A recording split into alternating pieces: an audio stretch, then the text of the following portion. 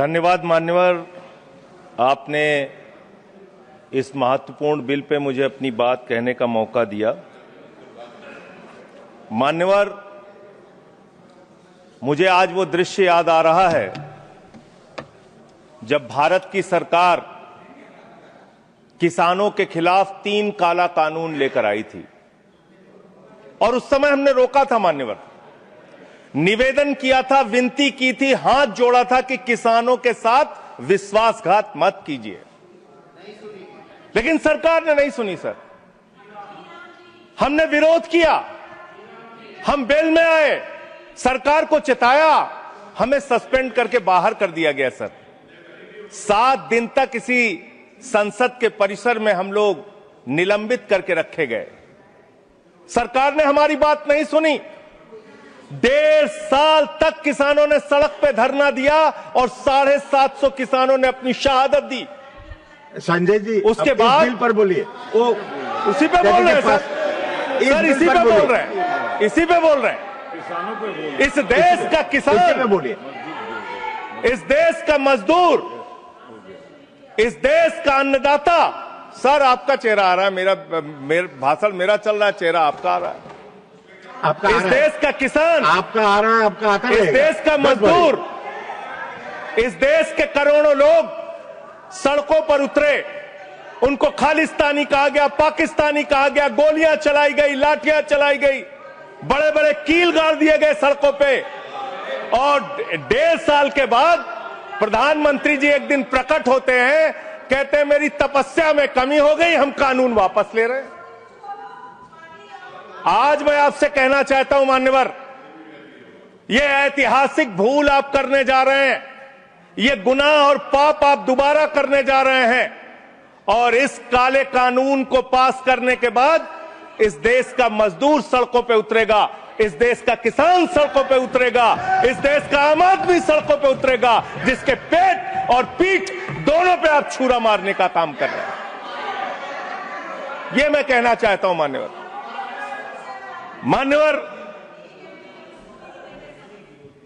मान्यवर,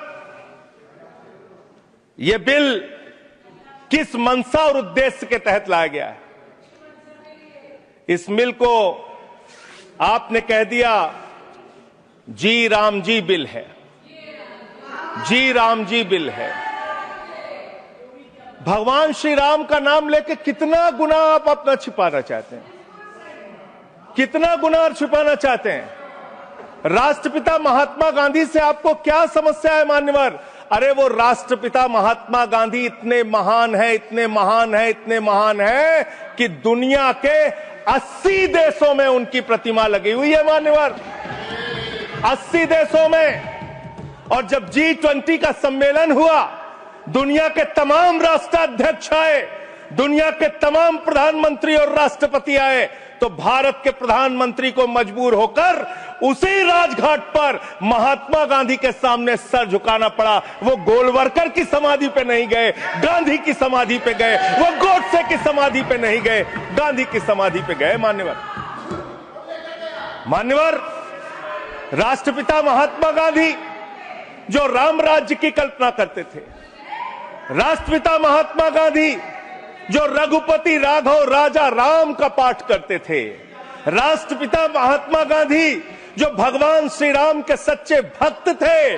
और याद रखिएगा मान्यवर, इस सरकार को आपके माध्यम से कहना चाहता हूं, भगवान को अपने भक्त से बहुत प्यार होता है। आज भगवान श्री राम आपको श्राप दे रहे होंगे कि तुम हमारे भक्त को अपमानित कर रहे हो, तुम अपने भक्त को, तुम हमारे भक्त को अपमानित कर रहे हो। भगवान श्री राम आपको जरूर श्राप दे रहे होंगे मान्यवर, मैं शिवराज सिंह जी चौहान कृषि मंत्री जी को अटल जी के एक घटना से याद दिलाना चाहता हूं, राम के नाम का महत्व। एक उनके प्रतिद्वंदी ने बयान दिया मान्यवर, राजनीतिक प्रतिद्वंदी ने, उस प्रतिद्वंदी ने कहा अगर अटल जी को पूजा करनी है तो मेरी पूजा क्यों नहीं करते, मेरे नाम में भी राम लिखा हुआ है। अटल जी ने उसको जवाब दिया, राम हमारे लिए मर्यादा के प्रतीक हैं, राम हमारे लिए आदर्श हैं, राम हमारे लिए आराध्य हैं, राम हमारे लिए देवतुल्य हैं। अरे राम वो हैं जो पिता का वचन निभाने के लिए 14 वर्ष तक वनवास में रहे। राम वो हैं जिसने लंका का नाश किया। और राम चरित्र का नाम है, राम मर्यादा का नाम है, राम आदर्श का नाम है। राम के नाम में चरित्र होना चाहिए, वरना तो हराम में भी राम लिखा हुआ है, वरना तो हराम में भी राम लिखा हुआ है। इसलिए राम का नाम लगा लेने मात्र से आपके गुनाह नहीं छिप जाएंगे। सुखराम नाम था ना मान्यवर, बेड के नीचे रुपया मिला था, बेड के नीचे रुपया मिला था। और मैं सोच रहा था कि जब क्या इस जी राम जी योजना से आप भगवान श्री राम का सम्मान कर रहे हैं या अपमान कर रहे हैं? आप भगवान श्री राम का सम्मान कर रहे हैं या उनको गली मोहल्ले गांवों में बदनाम कर रहे हैं? मैं पढ़ रहा था, एक खबर मिली, राजस्थान में मनरेगा योजना में 200 करोड़ का भ्रष्टाचार। मैंने पढ़ा गुजरात में 500 करोड़ रुपए का भ्रष्टाचार। ये सारे कागजात हैं। मैंने पढ़ा उत्तर प्रदेश में मनरेगा योजना में मजदूरों के नाम पे हजारों करोड़ का भ्रष्टाचार। हरियाणा में मान्य हजारों करोड़ का भ्रष्टाचार। सर योजना पे बोल रहा हूँ, सर योजना पे बोल रहा हूँ। मनरेगा सारा कागज चाहिए आपको, इनके भ्रष्टाचार का कागज चाहिए सर दे दूंगा, इनको दे दूंगा। लेकिन अब मैं सोच रहा था कि अब अगर चर्चा होगी तो क्या चर्चा होगी? लोग क्या कहेंगे? अरे भाजपाइयों ने जी राम जी योजना के तहत 1000 करोड़ का भ्रष्टाचार यूपी में कर लिया। अरे भाजपाइयों ने हरियाणा में 500 करोड़ रुपए का भ्रष्टाचार जी राम जी में कर लिया। अरे भाजपाइयों ने महाराष्ट्र में जी राम जी के नाम पे करोड़ों का भ्रष्टाचार कर लिया। हाइपोथेटिकल बात कर रहे हैं। भाजपाइयों ने गुजरात में तो क्या बोलूं सर? क्या आपत्ति है इनको सर? क्या बोलूं? जी राम जी ना बोलूं सर? अब तो गुजरात में सैकड़ों करोड़ का भ्रष्टाचार भाजपाइयों ने जी राम जी के नाम पे कर लिया। पूरे देश में गांव में बिल पास विधायक इनके बीजेपी के विधायकों ने जी राम जी योजना में भ्रष्टाचार कर लिया। तो ये आप राम को सम्मान दे रहे हैं कि राम को अपमानित कर रहे हैं? आप राम को अपमानित कर रहे हैं। अरे बैठ जाओ, चंदा चोरी की है तुम लोगों ने, बैठ जाओ, चंदा चोरी की है तुमने भगवान श्री राम के नाम पे चंदा चोरी की है। बैठ जाओ, नहीं जाएगा। बैठ जाओ। मानवर देखिए हमारा समय खा रहे हैं सर ये लोग। मानवर, एक लाइन मुझे याद आती है, इस बिल को पढ़ने के बाद। मेहनत तो करता हूं फिर भी घर खाली है बाबूजी। मेहनत तो करता हूं फिर भी घर खाली है बाबूजी। मिट्टी के कुछ दीपक ले लो, दिवाली है बाबूजी। मिट्टी के कुछ दीपक ले लो, दिवाली है बाबूजी। गरीब पॉइंट ऑफ ऑर्डर 110 110। एक मिनट, 110 ऑर्डर सुन लेते हैं। It is a right of the member. Yes, it is the right. You are bringing everybody who is coming on the bail and he's asking all the things. No.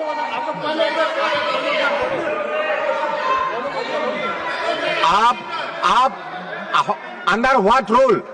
अगर bill के साथ या bill से related नहीं है वो record में नहीं जाएगा। मैं यही कहना चाहता हूं, kindly refer the scope of the debate. He is crossing, Honorable Vice Chairman Sahab, he is crossing all the limits. There is no mention either he should speak against the bill or in favor of the bill. Either मान्यवर बैठिए, either he should speak in favor of the bill or he should speak against the bill. He is not speaking against the bill. He is speaking against the Ram. How you can expect me that will agree to it? Role बताइए, role.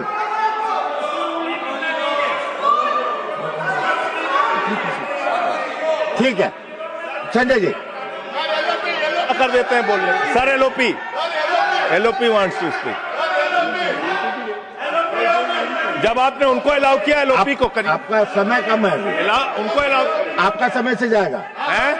आपका समय जो से sir उनका हमारे में से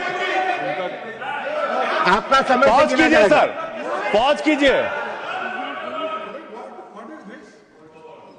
You asked me to stand. अभी नहीं, पॉइंट ऑफ ऑर्डर मैंने सुन लिया है। देखिए, मैंने सुन लिया। नो हाँ, वो देखिए, जो हाइपोथेटिकल बात है वो रिकॉर्ड में नहीं जाएगा। मैंने ऑलरेडी रूलिंग दे चुका है। बताइए। डिप्टी चेयरमैन साहब, आप बड़े सीनियर लीडर है और आप ये सब प्रोसीजर तो आपको मालूम है, फिर बताने की जरूरत नहीं है। लेकिन मैं आपसे विनती करता हूं कि जब वो खामोशी से बात कर रहे हैं और क्या मार रहे हैं क्या? देखिए, वो खामोशी से बात कर रहे हैं, सुनिए। आपको अगर जचता नहीं, अगर आपको ये पसंद नहीं है तो आप उसका उत्तर बाद में दीजिए। पहले सुनिए उनका जो कहना चाहते हैं। हाँ, बोले। और उदाहरण के तौर पर अब उनको बोलने सारी चीजें वो उदाहरण के तौर पर बोल रहे हैं और कागज सामने रख के बोल रहे हैं। इसीलिए आप उनको परमिट देना, माननीय संजय सिंह, कहना जरा खामोश बैठ। धन्यवाद। मान्यवर, मैं भाजपाइयों के लिए, भाजपाई मित्रों के लिए एक गाना गाना चाहता हूं कि देखो ऐ दीवानों ऐसा काम ना करो, राम का नाम बदनाम ना करो, राम का नाम बदनाम ना करो। इस जी राम जी योजना के नाम पे पूरे देश में आप लोगों का जो भ्रष्टाचार है, हम नहीं चाहते कि वो हमारे आराध्य भगवान श्री राम के साथ जुड़े। आप वो भ्रष्टाचार, वो चोरी, वो सारे कुछ लूटखोरी वो जोड़ना चाहते, कमीशन खोरी राम जी के नाम से, राम जी के नाम से जोड़ना चाहते हैं। लेकिन मैं क्या करूं मान्यवर, मैं तो कह रहा हूं, आप फिर आ गए मान्यवर। हम लोगों को हाँ तो मान्यवर हम तो कह रहे हैं देखो ऐ दीवानों ऐसा काम ना करो, राम का नाम बदनाम ना करो। लेकिन हमारे भाजपाई मित्र कह रहे हैं राम राम जपना पराया माल अपना, राम राम जपना पराया माल अपना। इनका ध्यान लूटखोरी और भ्रष्टाचार में लगा हुआ है। इस कानून में क्या लिखा हुआ मान्यवर? इस कानून में लिखा हुआ है, इस कानून में लिखा हुआ है मान्यवर, इसमें लिखा हुआ है कि 40% हिस्सा राज्य सरकारें देंगी, 60% हिस्सा केंद्र सरकार देगी। पहले 90% हिस्सा केंद्र सरकार देती थी, 10% हिस्सा राज्य सरकारें देती थी। आज तो ज्यादातर राज्य सरकारें आपकी नीतियों की बदौलत, आप जीएसटी का पैसा खाते हैं, राज्यों के टैक्स का पैसा खाते हैं, आपने राज्यों को खोखला कर दिया, आपने राज्यों को कर्ज में डुबा दिया। अब आप कह रहे हैं राज्य सरकारें इसमें पैसा लगाएंगी, यानी आप इस योजना को मारना चाहते हैं, आप इस देश के मजदूरों का हक मारना चाहते हैं, इस योजना को पूरी तरीके से खत्म और समाप्त करना चाहते हैं। इस मंशा से आप इस योजना को लेके आए हैं, क्योंकि राज्यों के ऊपर आज जो कर्जा है वो मैं पढ़ के आपके सामने सुनाना चाहता हूं। तमिलनाडु 8,34,000 करोड़ रुपए, उत्तर प्रदेश 7,69,000 करोड़ रुपए, महाराष्ट्र 7,22,000 करोड़ रुपए, पश्चिम बंगाल 6,58,000 करोड़ रुपए, कर्नाटक 5,57,000 करोड़ रुपए, राजस्थान 5,62,000 करोड़ रुपए, आंध्र प्रदेश 4,85,000 करोड़ रुपए, गुजरात 4,67,000 करोड़ रुपए, केरल 4,29,000 करोड़ रुपए, मध्य प्रदेश 4,18,000 करोड़ रुपए, तेलंगाना 3,89,000 करोड़ रुपए, बिहार 3,19,000 करोड़ रुपए। ये कर्जे में डूबे हुए राज्यों से, ये कर्जे में डूबे हुए राज्यों से आप ये कह रहे हैं कि 40% पैसा लगाओ, यानी कि सर आप ये हम बोल रहे हैं, कौन बोल रहा है सर? ये क्या हो रहा है? मैं आपसे पूछना चाहता हूं, राज्य जो कर्जे में डूबे हुए हैं, जो आप बोल रहे हैं वही रिकॉर्ड में जा रहा है। मान्यवर, मैं ये कहना चाहता हूं कि जो राज्य पहले से ही लाखों लाख करोड़ रुपए के कर्जे में डूबे हुए हैं, आप उनसे कह रहे हैं 40% पैसा आपको लगाना होगा। आप इस योजना में कह रहे हैं कि आप एरिया तय करेंगे, एरिया आप निर्धारित करेंगे कहां पे ये आपकी स्कीम लागू होगी या नहीं लागू होगी, इसको आप तय करेंगे। ये कितने 125 दिन की आप बात कर रहे हैं मान्यवर? आंकड़ा उठाकर देख लीजिए, मंत्री जी यहां पर मौजूद हैं। 100 दिन के रोजगार की गारंटी है मनरेगा योजना में, लेकिन औसतन पूरे हिंदुस्तान में 50 दिन से ज्यादा रोजगार आपने नहीं दिया। आपने मजदूरों के साथ धोखा करने का काम किया। और आंकड़े ये बताते हैं कि आपका जो बजट का निर्धारण होता है 12 करोड़ लोगों के लिए 267 रुपए के हिसाब से अगर आप मजदूरी निर्धारित करते हैं तो करीब करीब 3,13,000 करोड़ रुपए बनती है। आप उसके लिए 86,000 करोड़ रुपए का बजट रख रहे हैं। यानी कि मंशा आपकी शुरू से स्वयं यही है कि आप इस योजना के तहत लोगों को काम नहीं देना चाहते हैं, मजदूरी नहीं देना चाहते हैं। लेकिन मजदूरों के हक में मजदूरों की आवाज उठाने वाले लोग देश भर में संगठित हो रहे हैं। ये आप दूसरा अपराध करने जा रहे हैं। मैं आपको कहना चाहता हूं, आपके माध्यम से इस सरकार को चेतावनी देना चाहता हूं। कौन सी हक की लड़ाई लड़ रहे हैं महराज मलिक, जो हमारा विधायक है जम्मू कश्मीर का? वो जमीन के हक की लड़ाई लड़ रहा था, मजदूर के हक की लड़ाई लड़ रहा था। आपने उसको पीएसए का कानून लगा के जेल में डाल दिया। कौन से हक की लड़ाई लड़ रहे थे सोनम वांगचुक? मजदूर के हक की लड़ाई लड़ रहे थे, किसान के हक की लड़ाई लड़ रहे थे, आम आदमी के हक की लड़ाई लड़ रहे थे, लद्दाख के लोगों के हक की लड़ाई लड़ रहे थे। उस सोनम वांगचुक को, जो एक पढ़े लिखे प्रतिष्ठित व्यक्ति हैं, उनको आपने पकड़कर जेल में डालने का काम किया। आप पूरे देश में जबरदस्ती मामला है जी, तो ये रिकॉर्ड में नहीं जाएगा। क्यों नहीं जाएगा सर? क्यों नहीं जाएगा सर? मजदूर के लिए लड़ने वाले क्यों नहीं जाएगा? मैटर जो है क्यों नहीं जाएंगे? वो रिकॉर्ड में नहीं जाएगा। आगे बोले सर, आगे बोले सर। मैं इस अवसर पर पंडित राम नरेश त्रिपाठी जो हमारे सुल्तानपुर के हैं, उनकी एक कविता पढ़ना चाहूंगा।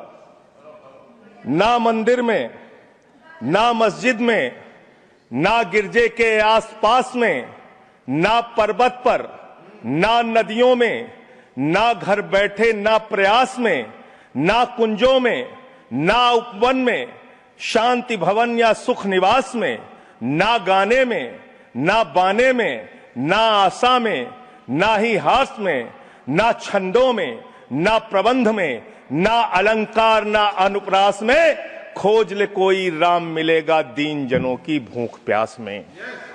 खोज ले कोई राम मिलेगा दीन जनों की भूख प्यास में।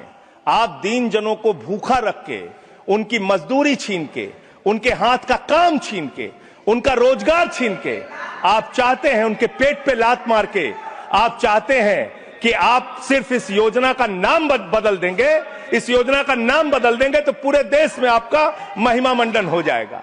अब आपका ये नकली काम इस देश के अंदर चलने वाला नहीं है। पूरा देश आपकी सच्चाई जान चुका है मान्यवर। पिछले दिनों मैंने पदयात्रा शुरू की थी अयोध्या से लेकर सरयू से संगम तक। अयोध्या में किसान आए हमारे पास, बहुत सारे किसानों ने आकर कहा किस तरीके से अयोध्या के अंदर किसानों की जमीनों का कब्जा किया जा रहा है प्रशासन के द्वारा, भारतीय जनता पार्टी की सरकार के द्वारा। वहां पर किसानों के ऊपर लाठियां चला के, गोलियां चला के, बुलडोज करके उनकी जमीनें औने पौने दामों में ली जा रही है मान्यवर। औने पौने दामों में उनकी जमीनें ली जा रही हैं। और वो जमीनें मान्यवर वो जमीनें जो ली जा रही हैं किसानों से, वो जमीनें बड़े बड़े बिल्डर को बेची जा रही